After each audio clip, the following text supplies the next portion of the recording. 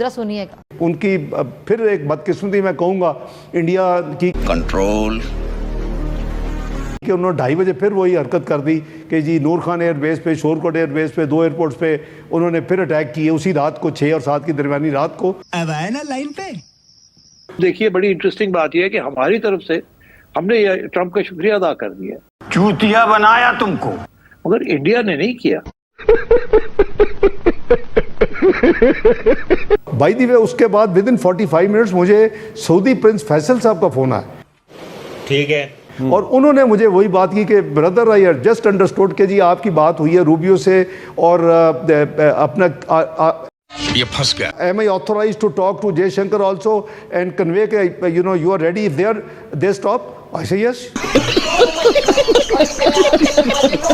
Saudi Prince Mohammad बिन सलमान की मुआवनत से करवाई गई है, उन्होंने कोई किरदार अदा किया असल में, ये बातचीत चल रही है। देखिए we don't know that, but बात ये है कि MBS has always played a very important role. Super power America और अमेरिका के सदर, उनका मुलाकात करना, हमारे चीफ ऑफ आर्मी स्टाफ, हमारे फील्ड मार्शल सैयद आसिम मुनीर साहब से, और मुलाकात के बाद उनके जो अल्फाज थे, उन्होंने कहा कि मेरे लिए बड़े एजाज की बात है कि मैं पाकिस्तान के फील्ड मार्शल से मिल रहा हूँ। डोनाल्ड ट्रंप ने एयर बेसेस मांग लिए हैं पाकिस्तान के और नेवी के थ्रू भी रास्ता मांगा है और पाकिस्तान ने उसके लिए हाँ भी कर दी है। और अब जाहिर है इसमें कोई ना कोई कॉन्फिडेंस सदर ट्रंप को हासिल हुआ होगा, इसीलिए उन्होंने इसके फौरी बाद, मैंने जैसे कहा कि ये आखिरी मीटिंग थी फील्ड मार्शल साहब की उनके साथ, इसके फौरी बाद उन्होंने अपना जो लाहे अमल है उसका हतमी ऐलान कर दिया है कि अगले 2 हफ्ते के अंदर हम किसी भी वक्त हमला कर सकते। इन्होंने पाकिस्तान की जमहूरियत को, पार्लियामेंट को इस अंधी खाई में फेंक दिया है। आज पाकिस्तान का सदर भी जिंदा है,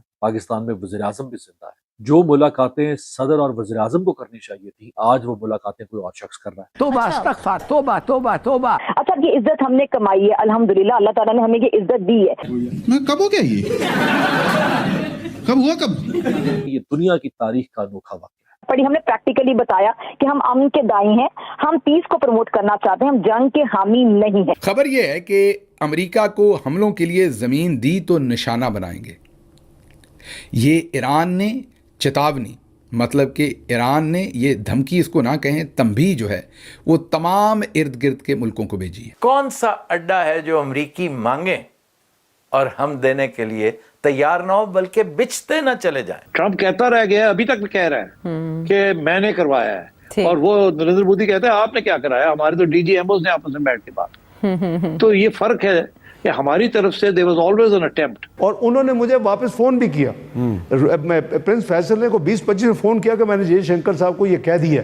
अब इंडियन फॉरेन सेक्रेटरी की गुफ्तगू सुनिए, जिस पे बार बार वो चिल्ला चिल्ला कर कह रहे हैं कि भाई हमारे प्राइम मिनिस्टर ने प्रेसिडेंट को मुंह पर कह दिया कि भाई तुमने कौन सा सीज फायर करवाया, तुम क्यों गलत क्रेडिट ले रहे हो।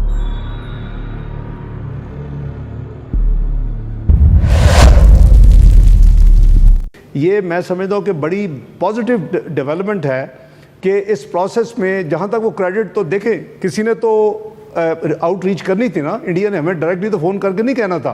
तो जो सेक्रेटरी रूबियो है वो कोई 2-3 दफ़ा प्राइम मिनिस्टर साहब से बात उन्होंने सारे प्रोसेस में की, 2 दफ़ा मेरे साथ की, 1-2 दफ़ा उन्होंने अपना आर्मी चीफ साहब से की।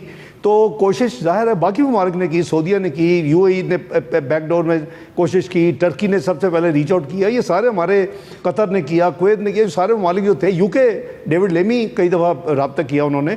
तो बात ये थी कि उसको वो रोकना चाहते थे, वो डी एस्कलेशन, अपना मोबिलाइजेशन की तरफ उनकी पूरी कोशिश थी कि जब 6 और 7 मई की दरमियानी रात को प्रोसेस शुरू हो गया तो वो सारे जो है वो दे वर वेरी नर्वस।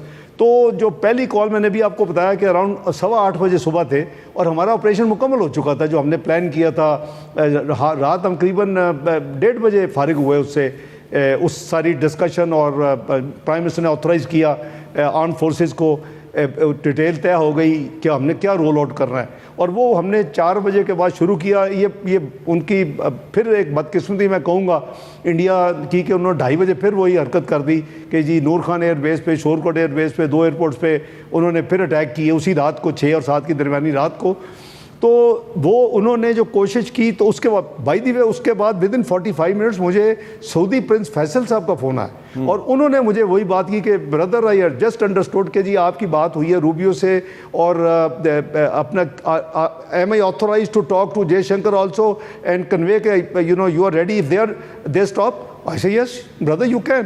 اور انہوں نے مجھے واپس فون بھی کیا, پرنس فیصل نے کو 20-25 میں فون کیا کہ میں نے جے شنکر صاحب کو یہ کہہ دیا ہے. تو بات یہ ہے کہ اگر یہ انہوں نے اپنا کردار ادا کیا ہے اور وہ کریڈٹ لیتے ہیں 13 دفعہ لے لیں 130 دفعہ لے لیں. پاکستان اپنے آپ کو معیشت کے میدان میں آگے لے جانا چاہتا ہے, پاکستان ٹریڈ میں تجارت میں آگے جانا چاہتا ہے. ہمارا پاکستان ماشاءاللہ جغرافیائی جو ہماری اہمیت ہے اس سے ہم انکار نہیں کر سکتے, کوئی بھی ڈینائی نہیں کر سکتا کہ پاکستان کو الحمدللہ اللہ تعالیٰ نے نقشے پہ ایک ایسی جگہ دی ہے دنیا کے کہ خطے میں آپ دیکھنے کے اس سائڈ پہ ہمارے چائنا, ایران, پھر یہ انڈیا بھی بدقسمتی سے خیر ہمارا نیبر ہے لیکن سایہ ہے, اور ایران کے ساتھ ہمارے اچھے برادرانہ تعلقات ہیں. چائنا کے ساتھ ہماری جو دوستی ہے وہ سب کو پتا ہے, چائنا کتنا بڑا تھریٹ ہے امریکہ جیسے بڑے ممالک کے لیے. تو ایران کے حوالے سے بھی ظاہری بات ہے ایران اور اسرائیل کا جو معاملہ ہے, ابھی تو ٹرمپ صاحب یہ تاثر دینے کی کوشش کریں کہ انہوں نے نیتن یاہو کو روکنے کی بڑی کوشش کی لیکن شاید نیتن یاہو نے ان کی نہیں سنی ہے. لیکن اب یہ چیزیں بھی کھل کر سامنے آ ٹرمپ صاحب بھی یہاں پہ ذرا سا تھوڑا سا انپریڈکٹیبل تو ہے ہی, لیکن تھوڑا سا ان کا جو دوہرا معیار ہے وہ بھی سامنے آ رہا ہے کہ وہ بیسیکلی وہ بھی چاہتے ہیں